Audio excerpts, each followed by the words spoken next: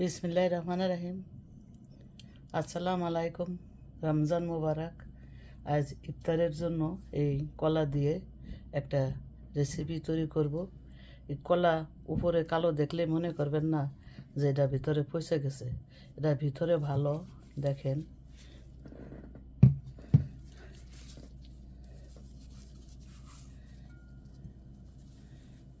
দেখছেন উপরে কালো, তা কিন্তু এটা বাচ্চারা খাবে না, বলবে যে পচে গেছে। আমি কখনো ফেলে দেই না, আমি যে কোনো কিছু বানিয়ে কাউকে দিয়ে দিই। আর একটা কথা মনে রাখবেন, আমি মিথ্যা বলি না, যেটা সত্য সেটাই বলবো। এভাবে আমি কলাটা মেশ করে নেব, এটা তাড়াতাড়ি হয়। দ্বিতীয়টা এভাবে মিক্স করব। ম্যাশ বলেন আর মিক্স করেন একই কথা।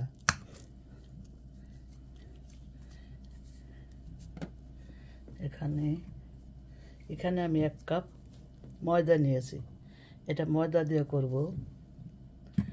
ওইটা আমি এরকম করে নেব, আর একটু লবণ দেব। ভিডিও ছোট করতে চাই, এই যে অল্প একটু লবণ দেবেন। আর 1 টেবিল চামচ ব্রাউন সুগার, এটা দিয়ে এই বাকি কলাটা এভাবে মিক্স করে নেব। আমি কলা দিয়ে ময়দাটা মিক্স করে নিয়েছি। 1 টেবিল চামচ পানি দিছি, দেখেন এখনও পানিটা মিক্স করি নাই, ওই অল্প একটু পানি দিছি। কারণ এই কলায় ময়দায় ঠিক মতন হয়েছিল, এখন তো টাইম নাই, এটা রেখে দিলে আর পানি লাগতো না। তাই 1 টেবিল চামচ আমি পানি দিছি। আর এই হাফ চামচ বেকিং পাউডার দিলাম, আর হাফ চামচেরও কম ইনো দিলাম। এখন দুইটা একসাথে ভালো করে মিক্স করব।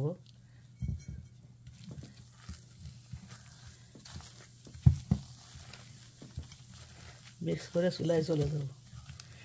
এটা মিক্স করার পরে বেশি দেরি করতে পারবেন না, তার এর কার্যকারিতা নষ্ট হয়ে যাবে। আপনারা যদি বেশি মিষ্টি খান বেশি দিবেন, কারণ কলাতে এমনি মিষ্টি। আমি কলা খাই না, ডাক্তার একবার নিষেধ করছে, এ কারণেই আমি চিনি দিলাম আর ময়দা দিলাম, সত্য কথা। আর যদি খাইতাম তাহলে আটা দিতাম আর চিনি দিতাম না, সত্য কথা শেয়ার করলাম। হয়ে গেছে মাখা, এখন চুলায় চলে যাব। একটা আমি দিয়ে দিছি, তেলের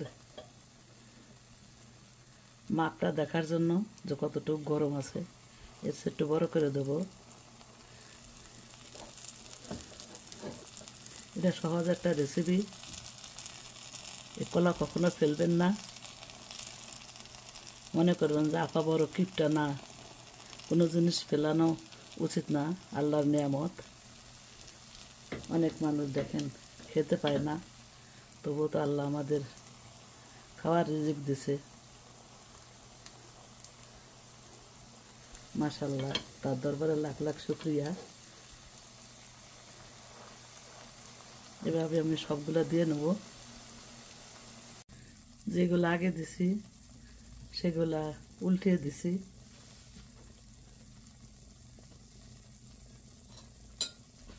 কারণ পরের গুলা এখনো উল্টাই নাই। জালটাও কমিয়ে দিছি।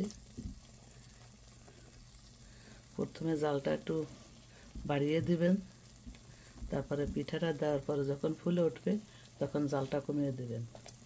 প্রথমে যদি কমিয়ে দেন তাহলে কিন্তু পিঠা ভালো হবে না। এভাবে আমি এখন জালটা একটু বাড়িয়ে দেব, কারণ কমিয়ে রাখলে এর ভেতর তেল ঢুকবে। এভাবে আমি, দেখছেন তো কত কম তেল। এভাবে আমি সব পিঠাগুলো ভেজে নেব। পিঠাটা আমার ভাজা হয়ে গেছে, এখন উঠিয়ে নেব। তো লাল লাল করে ভেজে নিয়েছি। যখন নামাবেন তখন চুলার জাল বাড়িয়ে রাখবেন, তাহলে আর তেল ঢুকতে পারবে না। এটা সবার পরে দিছি, তো এটা হয় নাই মনে হয়, আর এক পিঠ উল্টে দিলে। এইভাবে আমি সব পিঠাগুলো ভেজে নেব।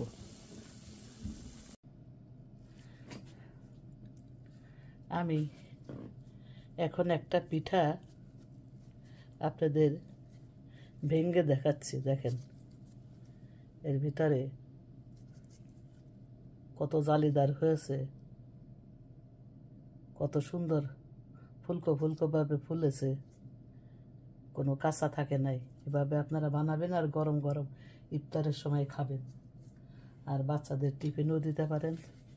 যে কোনো অনুষ্ঠানে আপনারা এর একটা রেসিপি রাখতে পারেন। আমার কলার পিঠা রেডি। এটা ইফতারের জন্য একটা হেলদি রেসিপি। তেল কম দিয়েছি, আপনারা চাইলে বেশি তেলে ভাজতে পারেন, বেশি মিষ্টি দিতে পারেন। যে বাচ্চারা কলা খেতে চায় না, আমার অনুরোধ রইল কলা না ফেলে দিয়ে এভাবে বাচ্চাদের বানিয়ে টিফিনে দিবেন। দেখবেন যখন খিদা লাগবে তখন সবই খেয়ে নেবে। তা আমার এই রেসিপি যদি এক বিন্দুও ভালো লেগে থাকে, একটা লাইক দিবেন। সাবস্ক্রাইব হলে পরের কথা, সেটা আপনাদের মনের ব্যাপার। তো অনেক বেশি ভালো থাকেন, আল্লাহ আপনাদের ভালো রাখুন। আসসালামু আলাইকুম, আল্লাহ হাফেজ।